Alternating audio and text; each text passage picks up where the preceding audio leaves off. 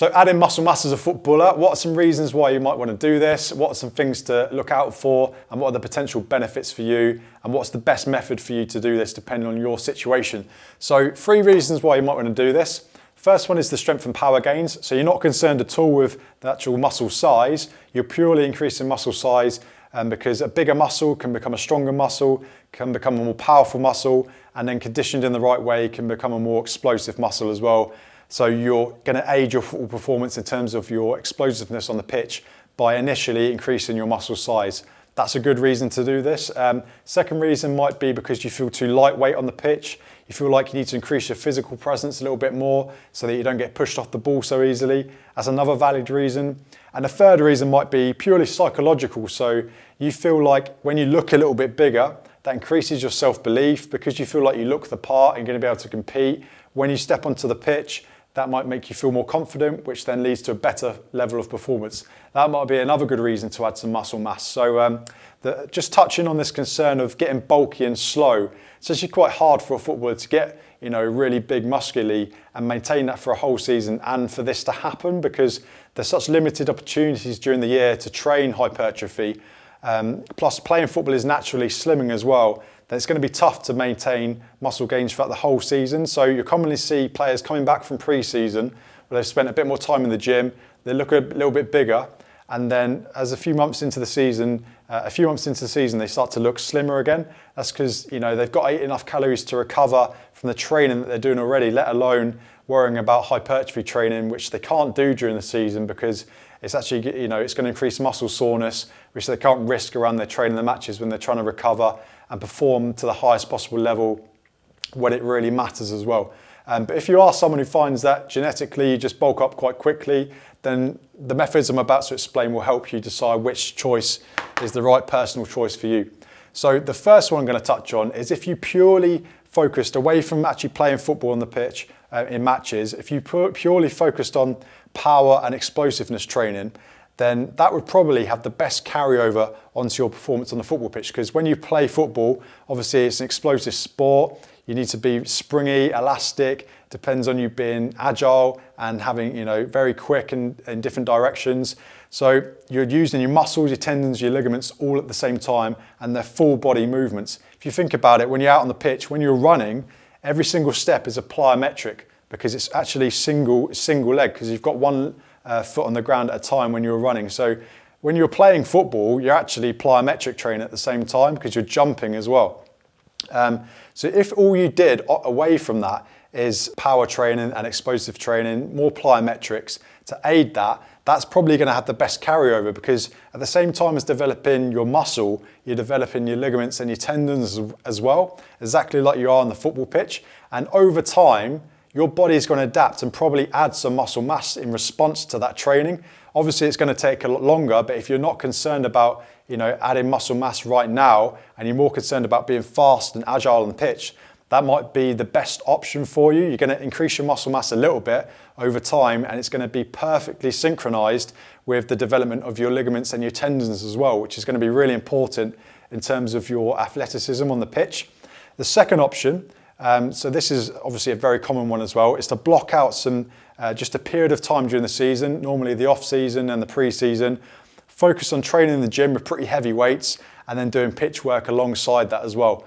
So you're getting both elements. You're getting that explosive element on the pitch, but you're also making sure that you're developing the muscle and gaining some muscle size at the same time, which means that you're not just training to gain muscle size and then it's going to make you slow because you're still conditioning it to be fast on the pitch as you're developing both at the same time. The only drawback with that one is that when you're training in the gym with your heavy weights, you're probably not going to be doing plyometric movements. So you've got to think about, yes, you're developing the muscle, but are you developing the ligaments and tendons in a very specific way to how the sport, what's demanded in the sport as well?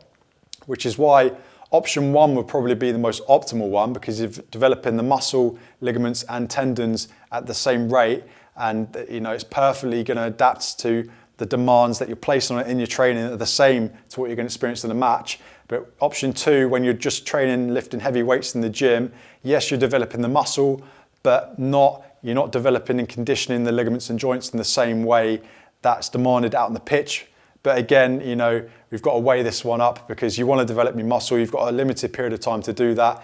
You know that increasing your muscle mass can help with your strength and power, and you're still getting that explosive element out on the pitch as well. So that's option number two.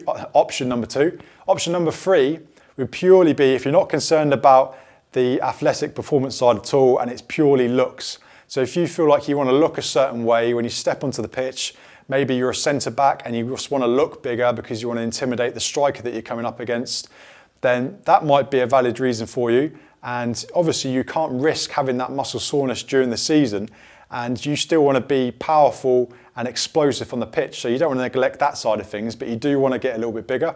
So you might just focus on certain body parts in this situation.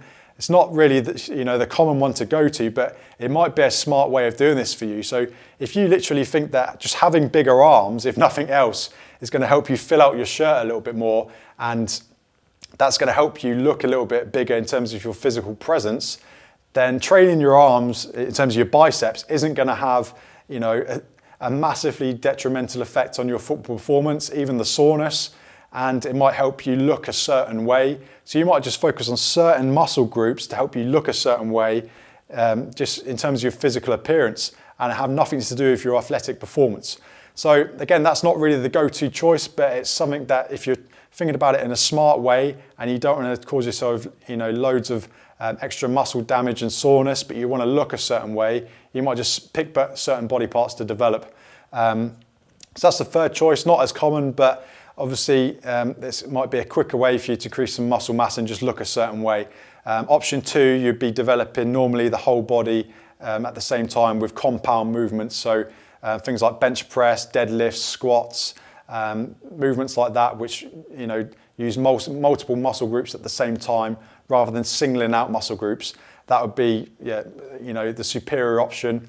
But then if you're not concerned about that at all, and you're purely concerned about being as explosive and springy and elastic and dynamic on the pitch as you possibly can, and you're not too concerned about size, players like Riyad Mahrez, not the biggest players, but very quick, very effective. Is he really going to benefit from adding some muscle mass?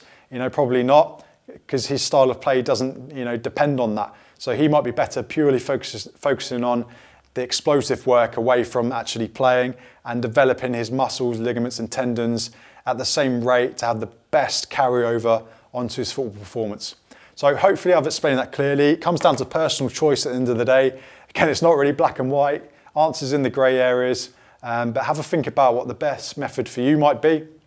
If you found this helpful, please like and share it with your teammates and your coaches. Comment below if you've got any questions, and I'll catch you again very soon.